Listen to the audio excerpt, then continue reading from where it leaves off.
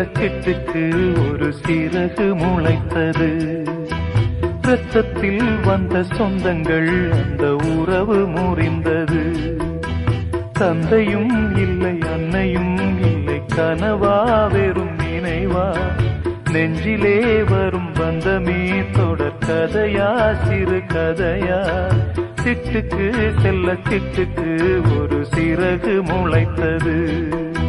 இரத்தத்தில் வந்த சொந்தங்கள் அந்த உறவு முறிந்தது.